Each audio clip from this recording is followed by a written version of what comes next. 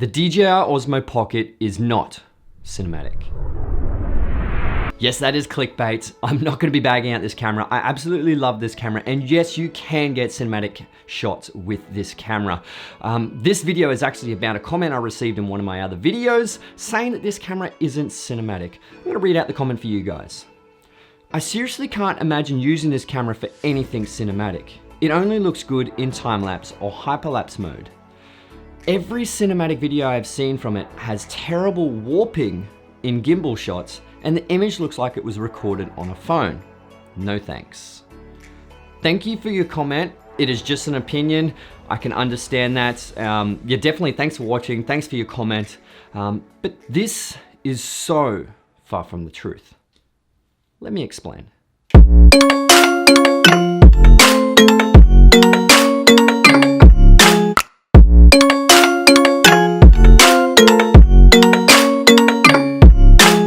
What's going on, guys? My name is Jason Morris, and today I'm going to talk a little bit about the DJI Osmo Pocket and getting cinematic footage. I have done a couple of videos before, link is in the description below if you want to watch those videos at the end of this video, because there is one important factor that I missed out on those other videos, and it comes down to that question of the DJI Osmo Pocket is not cinematic.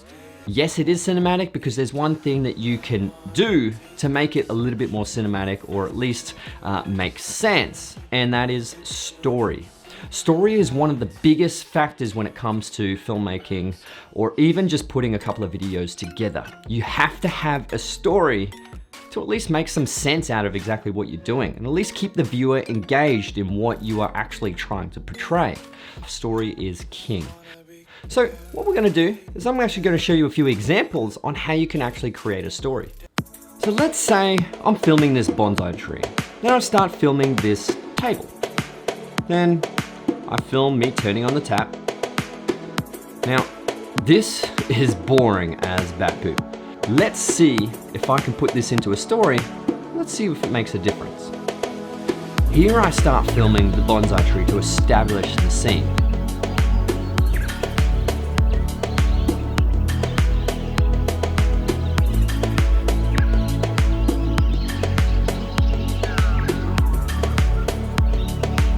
Then I start filming me filling up the watering can underneath the tap. And then I water the tree, and then I place it back onto the table. Now this all makes sense. It tells a basic story and it follows those cinematic guidelines. Makes a big difference, yeah? Now, if you start applying some of these things to your DJI Osmo Pocket when you're filming, you can actually get some really nice cinematic shots. But just make sure you plan out exactly what you're going to be shooting. Otherwise, it's just going to be a whole bunch of mumbo jumbo, and when you're there at the time, it's just not going to make a whole bunch of sense. At least if you have a plan, you know exactly what you're wanting to shoot and pretty much what you are going to capture. Being creators, we all have to tell a story. And to tell a story can be more powerful than using the best cameras and gear. If you're using a Red Weapon, Arri Alexa, or whatever, you can get more dynamic range, better colors, overall better image, but if the story sucks, then there isn't really any point of filming, right? Take this movie for instance, Tangerine. This is a 2015 American comedy drama filmed by Sean Baker. The story follows a transgender sex worker who discovers her boyfriend and pimp has been cheating on her. White boy. Who is she? Her name starts with a D. Danny. Desiree. Destiny? You're making me lose my game. She's some white fish. That's her. She know me with real fish. Yeah, bitch, like a real fish. Girl, like vagina and everything. And the film was shot with 3 iPhone 5S smartphones. Yes, iPhone 5. Obviously, they used external lighting and external audio recording, because audio is one of the main factors when it comes to filmmaking, is you need real crisp audio. But that's a whole nother video we'll talk in another episode as well. But pretty much what you need to do is be open-minded about the gear you have, and it is all about the story structure. If you create a really interesting story, the viewers won't even really notice what kind of camera you're actually using. Now here is another movie that was shot on the iPhone, and it was called Unsane. Taking out a restraining order, normal. Relocating to another city, normal. But you still see your stalker everywhere? Rationally, I know this is my imagination, but I'm alone in a strange city and I never feel safe. This director, Steven Soderbergh's latest movie, is a psychological horror thriller titled Unsane. This feature film was a big difference when he made his previous movies because, you guessed it, it was shot entirely on an iPhone.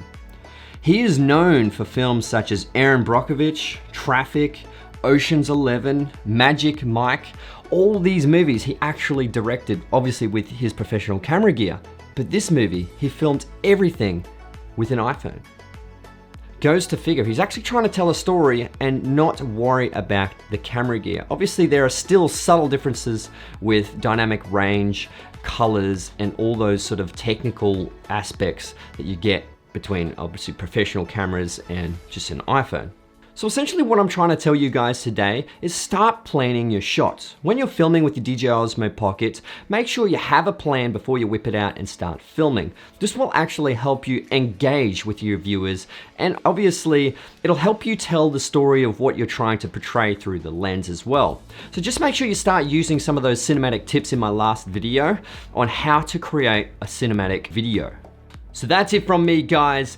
Yes, you probably actually guessed it, but I have been changing my outfits during this whole video. This is my sponsor, RiderWear. I've been sponsored by them for the last 3 or so years. They are an Australian-based company. If you'd like to support them, click on the link below. Use Jason10 if you want to order some clothes. You get 10% off your total purchase. Yeah, well that's it. Please smash the video. Please smash the video. Please smash the like button if you could. That would be absolutely amazing. Comment below if you found this useful, and if you actually do start planning your shots before you actually do the shots. Comment below and let us know if you do that. Subscribe to my YouTube channel if you already haven't. Smash that bell notification to be notified when my new videos come out. Guys, my name's Jason Morris, and I'll see you in the next one. Let's get it.